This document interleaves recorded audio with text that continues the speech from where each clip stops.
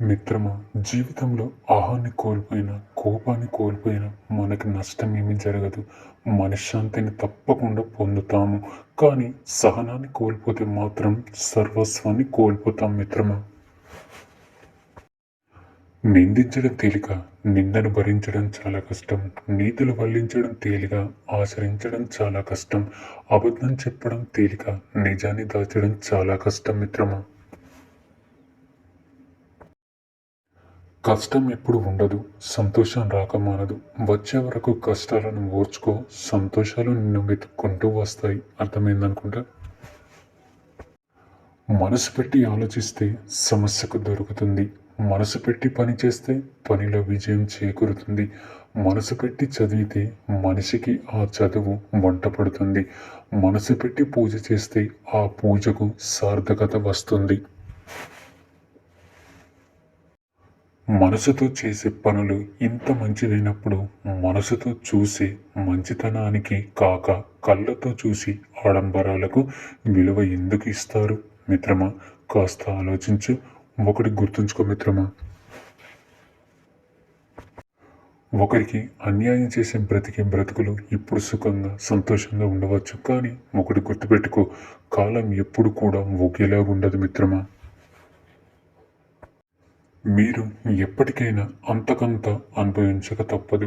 న్యాయానికి నిదానంగా గెలుపు ఉంటుంది అంతే మిత్రమా.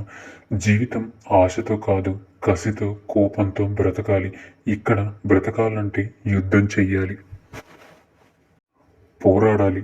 భయపడినా బాధపడినా మన జీవితం మనల్ని ఈ ప్రపంచం నుంచి దూరంగా విసిరిపారేస్తుంది మిత్రమా. పొలంలో విత్తనం వేయకపోతే గడ్డి పెరుగుతుంది, నేల వృధా అవుతుంది. మనసులో మంచి ఆలోచనలకు చోటు ఇవ్వకుంటే చెడు ఆలోచనలు వృద్ధి చెందుతాయి, జీవితం వృధా అవుతుంది మిత్రమా. కూర్చొని మాట్లాడుకుంటే ఎటువంటి సమస్యలైనా పరిష్కారం అవుతాయి. జీవితంలో గెలవడానికి నీకు మంచితనం మాత్రం ఉంటే చాలదు మిత్రమా. కర్ణుడు అంటేనే మంచితనానికి, దాన ధర్మాలకి పెట్టింది పేరు. కానీ సమయాన్ని బట్టి నడుచుకోవడం వల్ల చెడువైపు నిలబడి ప్రాణాలు పోగొట్టుకున్నాడు. అందుకే జీవితంలో గెలవాలంటే మంచితనంతో పాటు నీ చుట్టూ ఉండే సమాజ పరిస్థితులు కూడా సమయాన్ని బట్టి నడుచుకోవాలి మిత్రమా. ఇది ప్రతి ఒక్కరు కూడా తెలుసుకోవాలి. కోపం వల్ల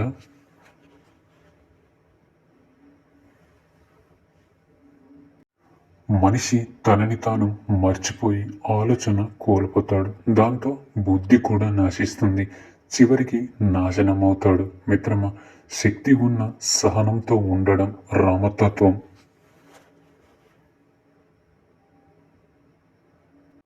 అవకాశం ఉన్న భర్త వెంటి నడవడం సీతతత్వం. కష్టాలలో తోడు ఉండడం లక్ష్మణ తత్వం. నమ్మిన వారి కోసం తెగించడం ఆంజనేయ తత్వం. ప్రతి అడుగులో మంచిని గ్రహించాలి అనేది రామ పరమార్థం మిత్రమా. ఈ రోజుల్లో నడిచేవారు నలుగురితో బాగానే ఉంటున్నారు. యథార్థంగా మాట్లాడేవారు ఒంటరిగా ఉంటున్నారు. అందుకే అన్నారు యథార్థవాది లోక విరోధి అని. నేటి సమాజంలో ఒకరి సమస్య ఇంకొకరికి నవ్వులాట, ఒకరి జీవితం ఇంకొకరికి చులకన, ఒకరి ఆనందం ఇంకొకరికి అసూయ, ఒకరి బాధ ఇంకొకరికి బరువు, ఒకరి పరువు ఇంకొకరికి పరిహాసం, ఒకరి ఆపద ఇంకొకరికి అవకాశం, ఒకరి బలహీనత ఇంకొకరికి బలం కాదంటారా. అవసరమైతే తప్ప అనవసర విషయాలలో ఎప్పుడు కూడా వివాదం వద్దు, ఎప్పుడు వివరణ వద్దు, ఎప్పుడు క్షమాపణలు వద్దు. ఈ 3 లక్షణాలు సుఖమయ జీవితానికి సోపానాలు మిత్రమా. ఇవే ఉత్తమ వ్యక్తిత్వం ఉన్నవారి గొప్ప లక్షణాలు. దూరంగా ఉంటే విడిపోతామని మాట్లాడకుండా ఉంటే మర్చిపోతామని ఎప్పుడు అనుకోవద్దు. ఎందుకంటే ఎంత దూరంగా ఉంటే అంత చూడాలనిపిస్తుంది. ఎంత మౌనంగా ఉంటే అంత మాట్లాడాలనిపిస్తుంది. విడిపోవాలి అంటే విడదీయలేనంత దగ్గర అయిపోతాము మిత్రమా. ప్రతి మనిషి జీవితంలో కొన్ని సందర్భంలో క్లిష్టమైన పరిస్థితులు ఎదుర్కోవాల్సి వస్తుంది.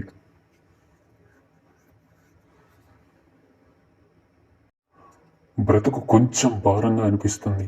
ఏమి చేయలేని పరిస్థితి వస్తుంది. అలాంటి సమయంలో మనం వెతకవలసింది సహాయం చేసే చేతుల కోసం కాదు, మనసు పొరల్లో నిక్షిప్తమై ఉన్న శక్తి కోసం. ఆ శక్తి పేరే ఆత్మవిశ్వాసం.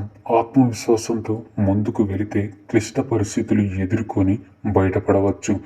ఎప్పుడైతే ఆత్మవిశ్వాసం కోల్పోతామో అప్పుడే జీవితాన్ని కోల్పోయినట్టే మిత్రమా. ఎవరితో అయినా ఎంతవరకు ఉండాలో అంతవరకే ఉండాలి. అందరూ మనవాళ్ళే అని వాళ్ళ మంచి కోసం ఏదని చెప్తే మనం చెడ్డవాళ్ళం అయిపోతాము మిత్రమా. ఎవరికో నువ్వు నచ్చలేదని బాధపడుతూ ఉండకు.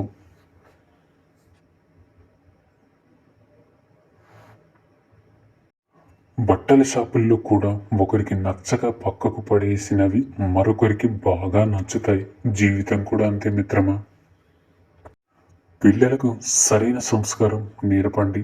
లేకుంటే వారు మీ అంతిమ సంస్కారానికి కూడా రారు. ఇది హాస్యం కాదు మిత్రమా. ఎందుకంటే ఇప్పుడు ఉన్న పరిస్థితులు ఇలానే ఉన్నాయి కాబట్టి.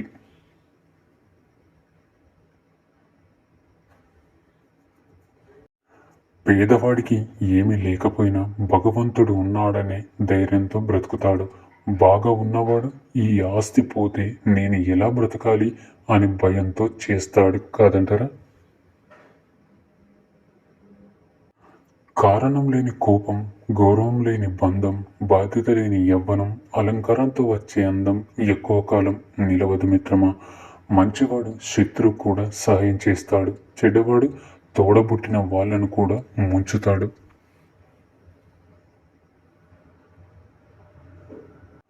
మంచివారిని దూరం చేసుకుంటే చివరికి ముంచేవారు దొరుకుతారు మిత్రమా.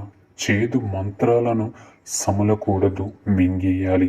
ఇది చర్మం సామెతతో దాగి ఉన్న మర్మం. అదేంటంటే జీవితంలో మనకు కలిగిన అవమానాలు, మోసం, వైఫల్యాలు మింగేయాలి. చేదుల మాత్రల వాటిని నములుతూ ఉంటే జీవితం మరింత చేదుగా అనిపిస్తుంది. అర్థమైందనుకుంటా. ఈ ప్రపంచంలో ఎవరికైనా ఇవ్వగలిగే అత్యంత ఖరీదైన బహుమతి సమయం. దాన్ని పదిలంగా, మధురంగా ఉపయోగించండి. ఎందుకంటే ఆ సమయం ఎన్ని కోట్లు పోసినా తిరిగి రానిది, సంపాదించుకోలేనిది. ఇతరులు ఏ పని చేస్తే నీకు బాధ కలుగుతుందో ఆ పని నువ్వు ఇతరులకు చెయ్యకపోవడమే ధర్మం మిత్రమా. ధర్మాన్ని నువ్వు రక్షిస్తే ఆ ధర్మమే నిన్ను రక్షిస్తుంది. కోపం వచ్చినప్పుడు నీ మనసుతో పోరాడు, మనిషితో కాదు. సమస్య వచ్చినప్పుడు కాలంతో పోరాడు, కన్నీరుతో కాదు. ఎందుకంటే కోపం ఉన్న చోటే ప్రేమ ఉంటుంది. కోపం ఉన్న చోటే జీవితం ఉంటుంది. ప్రేమించిన వాళ్ళు నీపై కోపాన్ని చూపిస్తే ఆ కోపాన్ని నువ్వు ప్రేమతో తగ్గించాలి. అంతేగాని నువ్వు ద్వేషాన్ని పెంచుకుంటే దూరమయ్యేది ఒక మనిషే కాదు, నీ జీవితం కూడా మిత్రమా.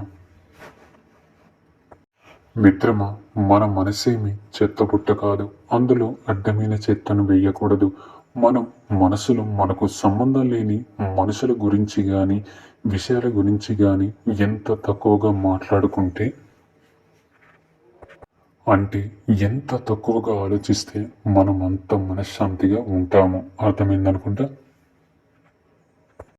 ఒక వాము గింజ 100 అన్నం మెతుకులను జీర్ణం చేసుకోగలదు. అదే నీకు అనారోగ్యం చేసి అజీర్తిగా ఉన్నప్పుడు 100 వామ గింజలు కూడా ఒక అన్నం మెతుకును కూడా జీర్ణం చెయ్యలేవు మిత్రమా. అలాగే ఒక్క గురువు బోధన శ్రద్ధ గల మనిషిని ఆధ్యాత్మికత వైపు నడిపించగలదు. అదే శ్రద్ధ లేని వాడిని 100 బోధనాలు కూడా మార్చలేవు మిత్రమా.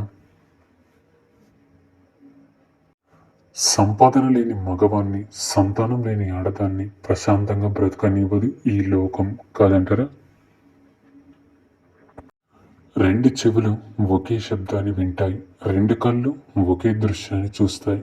2 నాసికలు ఒకే వాసనను పీలుస్తాయి. కానీ అదేమి మాయరోగమో ఒక్క నాలిక మాత్రం 2 రకాలుగా మాట్లాడుతుంది. అర్థమైందనుకుంటా. మిత్రమా, ఒక మగాడు ఆడదాన్ని అమితంగా ప్రేమిస్తే ఆమె అతడి బలహీనత అవుతుంది. ఒక ఆడది మగవాన్ని నిజంగా ప్రేమిస్తే అతడు ఆమె బలం అవుతాడు. కాదంటారా?